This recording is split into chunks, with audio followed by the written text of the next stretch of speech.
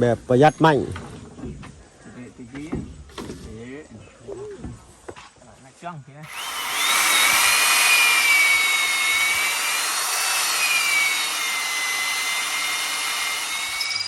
ที่เปิดภาพมาวันนี้ก็อยู่บ้านช่องเพื่อนชาติเขาน้องตะกะ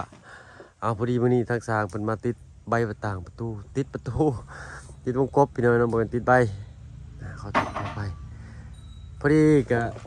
ชื่ออุปกรณ์มาให้ทักษะเพิ่นเติมอีกให้เนาะได้เบิ่งสังกะสีเมื่อกี้นี่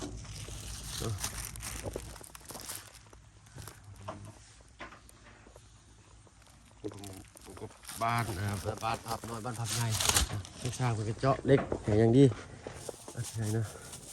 ถ้าเราต้องกล้าไปโรงเรียนนะประตูเนาะเลยสบายดีเด้อจ้ะเลยโอ้ยเลย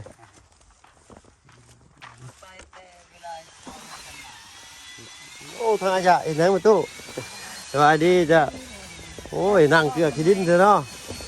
เป็นยังทางบ้านเจ้าเพิ่นคือบ่มักนั่งแบบว่านั่งโต๊ะนั่งตั้งมันบ่เย็นบ่นั่งมานี่แล้วแหละมันก็เปื้อนเสื้อผ้าแล้วประตูนั่นก็ขี้ฝุ่นจับเลยเนาะเอาเป็นอีกชีวิตเปิ้นไปเลยมันเย็น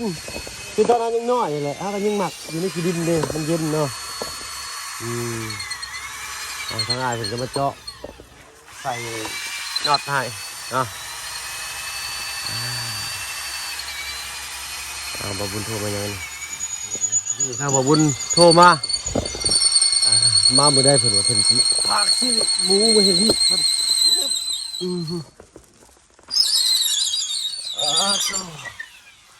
ไปประต่างประตูเลยเนาะโอ้ยสบายดีทั้งไอ้หลังเด้อเนาะสร้างมันให้มีทั้งงัวน้อยเลยกะเอาอุปกรณ์เนาะเลยซื้อน้อยมาฝากมันน้อยเนี่ยยิงแดงเนี่ยเนาะห่วยสร้างคือหลายคนเท่านี้โมเมนต์บ่นี่คือว่า2 คนดีกว่าคนเลยนี่นั่นแบบแนะนำกันว่าเคยเห็นบันทึกแล้วแนะนำเป็นโค้ดมาสั้นซะเป็นผู้กำกับบ่เอ้ยเนาะก่อนอื่นพี่หน่อยเนาะครับ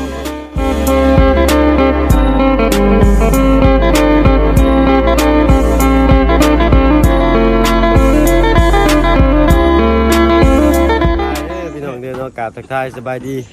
ผู้ใหญ่ใจดีและFCเบิร์ดทุกท่านที่เข้ามาหามาชมYouTube บ่เพิ่งเคยหลายคือเก่าเนาะว่าฝั่งไทยฝั่งลาวหรือว่าฝั่งต่างประเทศก็ยินดีต้อนรับเข้าสู่ช่อง YouTube บ่เพิ่งเคยหลายเช่นเคยพี่น้องเนาะมื้อนี้ก็สลืมสลือแน่เนาะโอ้เจ็บปากเลยคือจะเป็นไข่เป็นนาวได้กับหูนี่ทางไอ้บุญคงมันเข้ามาแล้วเพิ่นออกไปเลยเนาะออกไปแต่ได้ถ่ายคลิปก็มากับลูกชายมากับลูกชายแม่ชายลงไปสิโปนเริ่มเป็นพาลูกชายไปสิโปนเนาะแม่เลยเอาสังกะสีตกอยู่4 ล้านหาสังกะสีนะแม่นจะ20 กว่าเมตรผู้ใดโต7โต60หาบ่มีตัว70หรือ75นี่เท่าไหร่ฮะมีตัวกลางหรือตัวเพลงกับตัว90หรือตัวแสนปลายนะตัวบางกับเบิดแต่สีที่ฟ้ากันน่ะสิบ่พอบ่จักได้หันก็ได้เขาไปถามเบิ่ง2 รอบเลยมื้อนี้เอาสงบทางบ่เพิ่งก็ยังเหลืออยู่4 ล้านพี่น้องเนาะมีแต่สิหาทางไอ้บุญคงเลยเนาะเด็ดที่เพิ่นว่าเพิ่นมียอดสมทบอยู่นะก็พอดีว่ามื้ออื่นมื้อนี้ก็สิได้มื้อเลยก็สิเอาอุปกรณ์มาให้ทางไอ้สร้างเพิ่นก่อนเนาะสิมื้อเช้าสิมื้อก็ขอให้ได้อุปกรณ์ก่อนเลยเนาะครับบ่ได้ยังบ่ได้อุปกรณ์ยากเลยเนาะแม่นแน่เจ้าเข้าใจทางไอ้สร้างเพิ่นอยู่พี่น้อยเนาะเพราะว่าเพิ่นก็เฮ็ดเวียกเพิ่นก็มีหลายเวียกสิเฮ็ดนะว่าง่ายซะประเทศตัวนี้แล้วก็จะไปตัวอื่นเอาบ่ยากตัวเนาะอันนี้บ่อายไปซ่อมมานั่นตัวนี้บ่ไปซ่อมมาไปแปลงมานะตัวนี้อันนั้นตัวก้อนนั้นตัวมาก้อนนั้นมันคิวมันคิวใส่จนจักใหม่แล้วก็ได้พี่ดึกเลยเนาะเอาจักร้อยเลยมีเติมชิกัน250เลยเด้250เลย250 2,500เอ้ยเนาะ 2คน500จังพ่องานจังไว้จวดจ้าดเท่เนาะเอามีบ้านพับอ้ายเบิ่งอยู่บ้านพับนี่เป็นอะไรโอเคอยู่บ่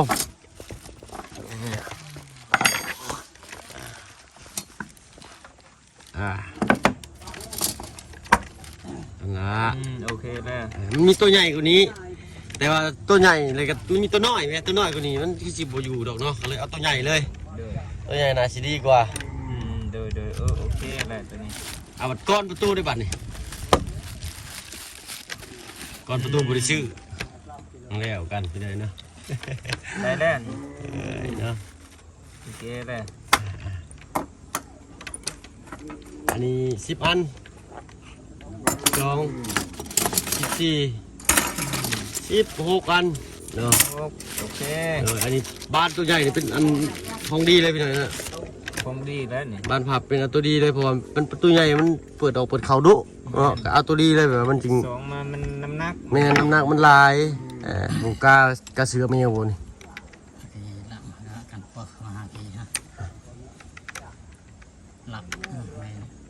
กายใช่ไหมเนาะดีเลยตัวนี้น้อยเนาะโอ้เล็กหนาตัวปึ๊กเบิ่งอยู่ผ่านใช้เมนเดียกันอยู่กระช่างเนาะดีที่สุดเลยเหล็กนี่นาเลยหน่อยนะ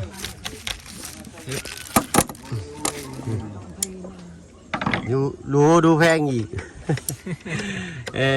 เอาประตูใหญ่ก็ต้องเอาแบบดีๆเลยนะทางจัดการให้เนาะว่านนี่ผ้าเนาะเพิ่นว่าขึ้นมาอันเสร็จกุ๊กเสาไปก่อนเอาไปยังติดแผ่น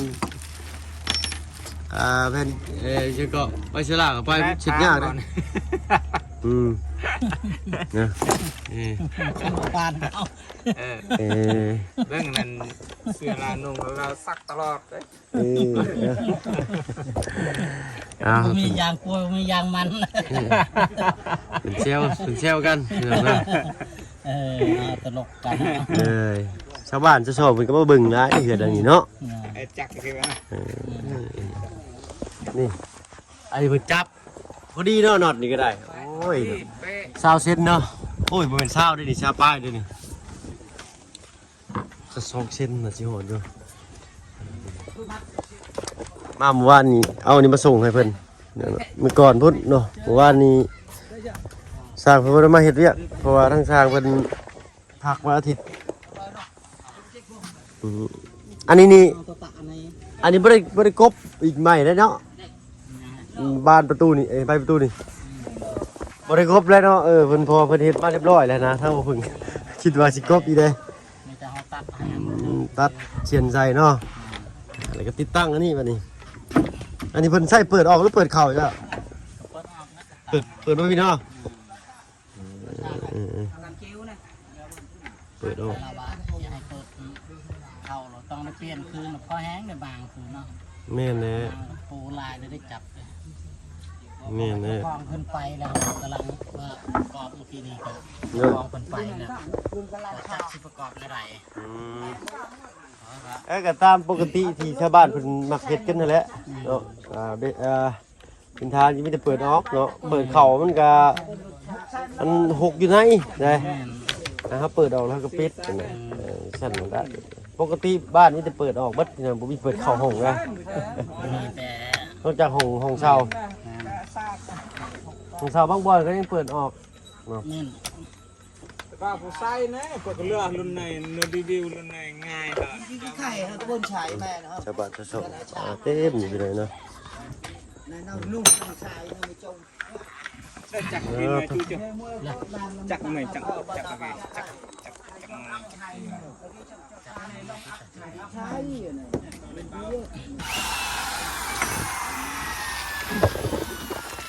อย่าให้มันควันอยู่ได้มันควันบานี่ยากแล้วบัดจับบนนี้เนาะ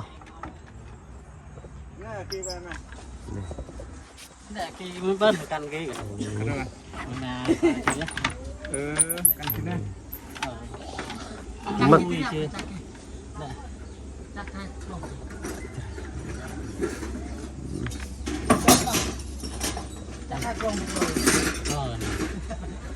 เรือ แล้วดูสิ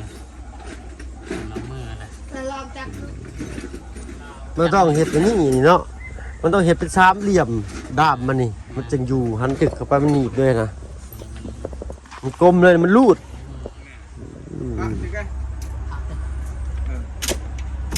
เอาพอเห็ดเป็นหูเป็นห่างขึ้นมาใกล้สีเช็ดสมบูรณ์ก็งามต่อมม่อมอยู่อันไหนล่ะถ้าว่าให้เจ้าเห็ดเสาไม้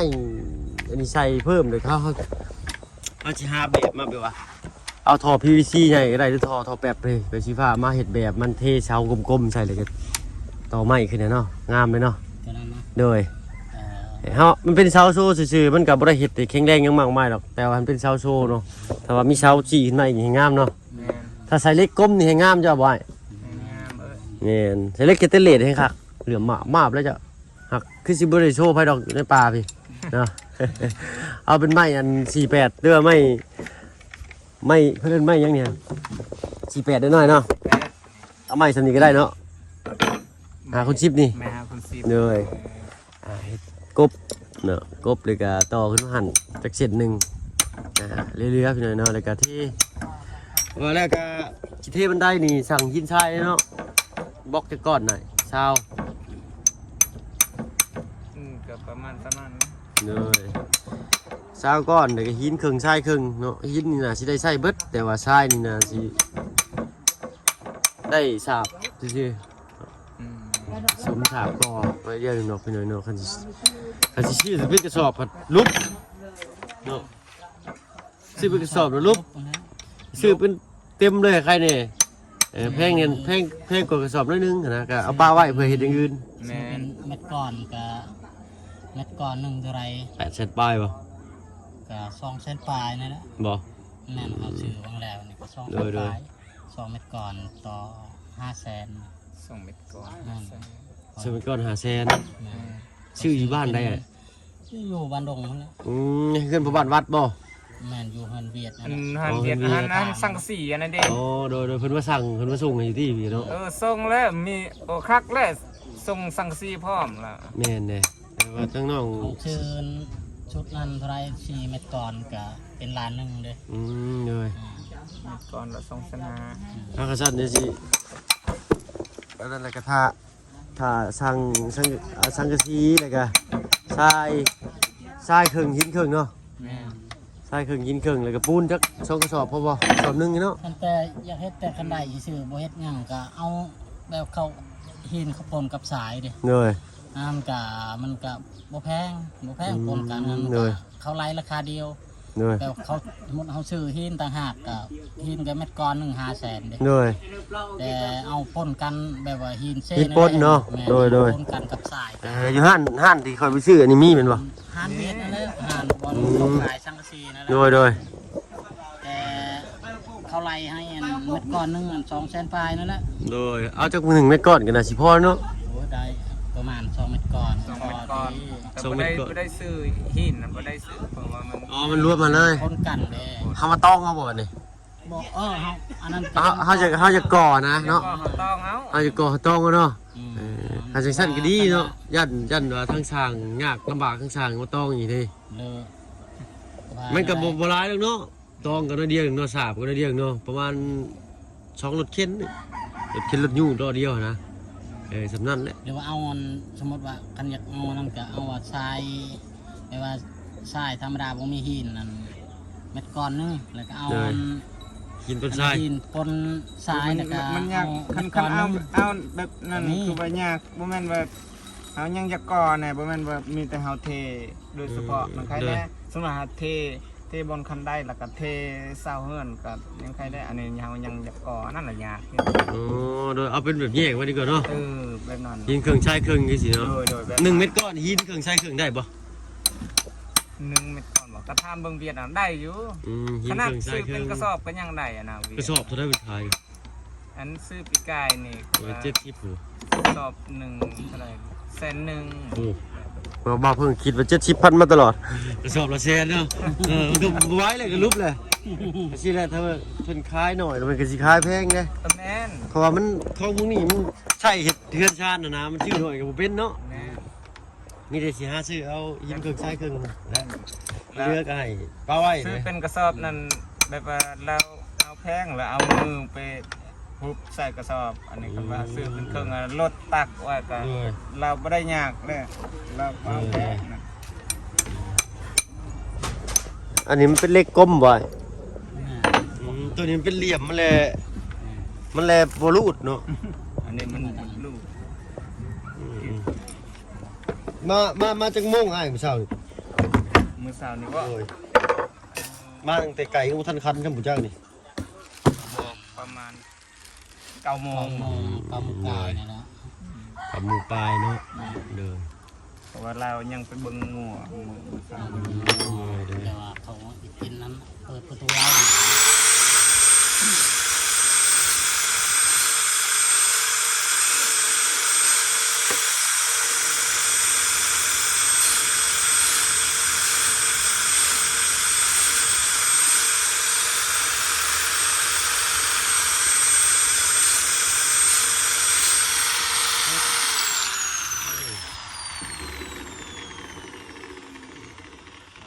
ไม่ได้ว่างวันที่หนึงมาเล่นอยู่เฮือนเด้อนี่อยู่บ้านกันไข่นี่ ไปดินมีงานบ่อย มีงานจริงเปิดประตูเล้านั่นแหละ ประตูเหล้า แม่นมือวันที่หนึ่งเดือนหนึ่งนะ กินงัวกินควายเลยนะ ป้าพี่พี่เห็นได้ เต็มที่เลย โอ้ยทางคันว่ามีโอกาสอยากมาได้เออ แม่นเราไปยังว่าว เออแล้วถ้ามีโอกาสน้องก็อยากมาลินอยู่แทนในมวลอยู่เนาะแต่ว่าและวัน ได้โอกาสนะ ปีหมอกปีใหม่เนาะก็ต้องอยู่กับครอบกับครัวหรอเนาะ แม่น เข้าดอกเข้าดาวพูดแล้วเนาะสำคัญไหนอยู่กับครอบกับครัวนี่ก็ได้วันสำคัญนี่ต้องอยู่กับ กระดอก ครั ก ว ระเขาเนาะ นี่เลยปกติไปแล้วก็เนาะข้างจากลินจากมวลนี่ก็จากมาคือกันนั่นแหละเนาะ เอออะไรจะอยู่บ้านก็ยังได้เรียกคือกันเนาะ เลย เขาดาวคือกันจะเขาว่าแล้ว เลยแต่เข้าดาวอยู่บ้านแล้วเป็นที่ได้ขึ้นมาใหม่ที่หน้าพูดแหละถึงจะได้อันนี้จุดที่กำลังอยู่ที่หน้าเป็นที่มือเนาะมีช่องชั่วมือหนึ่งจะได้เปลี่ยนที่ใหม่นะพี่น้อยเนาะเอา บอกเอาล่ะอันนั้นได้เนี่ยกระเถอะบอกเอาล่ะอันนั้นได้เนี่ยเลยกระเถอะ เพราะเป็นพระส่งอยู่เกียงไข่เพิ่นคิดค่าส่งอยู่ว่าอันไอเดียเพิ่นแหละเพิ่นคิดค่าพระส่งอยู่บ่วะ เพราะแบบว่าทางสั่งเครื่อง มันชื่อกระไรอยู่เนาะ คันว่าเครื่องน้อยนี่ อันหน่อยก็คิดค่าส่งถ้ามือซื้อมัน3-4ล้านเนาะอันนั้นมัน3-4ล้านที่ไปส่งบ่ครบนะถึงก็บ่ได้ไล่เนาะค่าส่งนั่นแหละตอนแรกเขาดีใจเขาโอ้ยเพิ่นบ่คิดค่าส่งว่ะผมมาเบิ่งบินนั่นก็ตัวครับประตูกับอะไรครับโอ้ยเนาะเพิ่นเพราะว่าชาญยอดร้ายเลยเพิ่นก็บ่คิดค่าส่งอะนะเนาะทั้งรอบตอนแรกเนาะคิดโอ้เพิ่นบ่คิดค่าส่งเพิ่นคือใจดีแท้ว่ะที่แท้มาเบิ่งบินราคามันหลายดีเองเลยเพิ่นก็เลยมาส่งให้เกินใหม่นี่แพงนะแพงบ่แพง เธอยาวแล้ว ทางนี้เจ้าว่าถือเกินใหม่ทางบ้านเฮานี่ถือว่าแพงนะของใหม่มันสิบ่ค่อยมีเดี๋ยวมันหายากเลย โอ้แม่ ทางบ้านค่อยมีแต่ชาวเล็กชาวปูนไปสั่นน่ะ อยู่ประเทศเวียดก็คือกันแล้วเวียดว่าคันว่า เป็น ได้ไม่แบบเงินแปลนเด็ดนี่คนทั้งมีเลยเหรอครับ แม่นได้ใหม่มันแพงเด้ แม่ ต่อไปในบ้านเฮาก็สิสั่นแล้วอึ๊บปูนนะอ๋ออะไรชื่ออีนอดไม้กับพอดีแล้วเนาะ นี่เป๊ะเลยเนาะ 18อันนอด20เซนเด้นอด18 20เซน อันนอต18 แม่น เต้าก็18กับมันบ่ได้ได้ ว่านอดนั้นขนาด18หุ่น เออ ความชื่อนอด18ขนาดของนอดนะแต่ว่าความยาว20เซน อืม นอด18หุ่นเพิ่นเด้อ พอดีเลยนะ เด้อ งามเป๊ะ สำจับแทกเนาะอันนี้บ่ตอนแรกก็ชื่อเพิ่นว่าลายเป็นเส้นเพิ่นลายเป็นโตละ 13,000 เพิ่นว่าบัดเอา12โตบัด12บ่เนาะ12เนาะ12ไปสั่งกิโลขายข่อยตอนแรกมันโต 13,000 เพิ่นว่า มันเอาไปสั่งกิโลขายอ้าวมันไม่ค่าแล้วได้ดิมันก็ลุดลื่นกันเด็กหน่อยกระยาใช่ป่ะเพราะว่าซื้อข้าวของในห้างมันบ่อยอยู่เอาแต่เพิ่นสิเฮ็ดแต่ว่าอยู่ตามอารมณ์รับลงน้ำจับเรียบร้อยหน่อยนี่เดี๋ยวเบิ่งเนี่ยตาก็หูไปหน่อยเนาะเขาสิเล่งเบิ่งข้างบนกับข้างล่างนี่อ๋อโต้หลังมือเนาะเดี๋ยวมาบจนแหล่เข้ารถตากแดดทีหน่อยเนาะบ่ได้ใส่ถุงไม้ถุงมือครับนี่แล้วสังเกตมันคือเขาเอิ้นคือหน่อยเนาะอันทั้งดุ่มนี่จะค้างคืออันจ่ายบ่คืนนี่เช้าซื่อนี่เช้าดังเขาคือเอิ้นจ่ายเนาะ จ่ายเช้าดังเทิงนี่ดิเลยฮะอันนี้ไม่ชิญัวอันนี้ไม่เส้นบ่ไม่เช่นไม่ขาวใส่ เอาไม่ข่าวเอิ้นไม่ข่าวบ้านเนาะเลย สาวเอิ้นว่ากูรู มาสอนภาษากันอีกแล้วพี่น้อยนะบ้านนี่ ไม่โค้งเลยเนาะถ้าเกิดว่าภายบางหน้าเนาะก็สิได้จื้อไว้นะไม่คือไม่ค้างไม่สะดั้งนี่บ่ต้องไล่ก็ได้พอมากกับไม่คือไม่ค้างแล้วไม่ชิญัวไม่เส้นเนาะไม่ชิญัวไม่เส้นนั่นแหละนี่เต้นขาดกันนะเด็ก แบบประหยัดไม่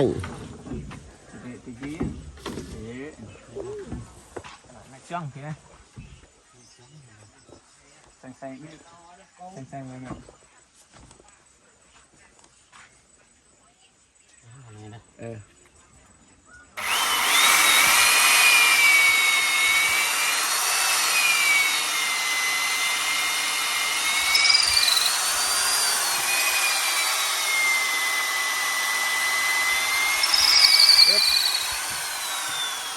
เด้อไผอยู่ลุมเนี่ยจะตีตาขึ้นมาได้ขี่ไม้เขาตาไปได้ออกกันเนาะเอาทางอื่นเป็นการต้องเฮียนไปหน่อยเนาะถ้าบ่เพิ่งก็สิขอตัวไปทางอื่นก่อนบัดนี้เด้อได้เนาะเดี๋ยวน้องสิแล่นขึ้นไปเบิ่งอีกเทื่อนึงเนาะถ้าว่าบ่ได้มื้อนี้ก็มื้ออื่นเนาะเอาสำได้ไปก่อนเนาะปิดบ้านประตูประต่างไว้ก่อนได้เนาะมันจังบ่เมื่อยเนาะ น้องไปแล้วขอบใจหลายๆด้วยสบายดีจ้ะป้าพี่น้อยเนาะพ่อกันกินหน้าเด้อเนาะคลิปนี้ถ้ามาเพิ่งเขาตัวลำลาแล้วพี่น้อยเนาะอยู่ดีไม่แห้งทุกคนเข้ามาประชมช่อง YouTube มาเพิ่งเวลาคลิปเก่าเนาะสบายดีจ้ะ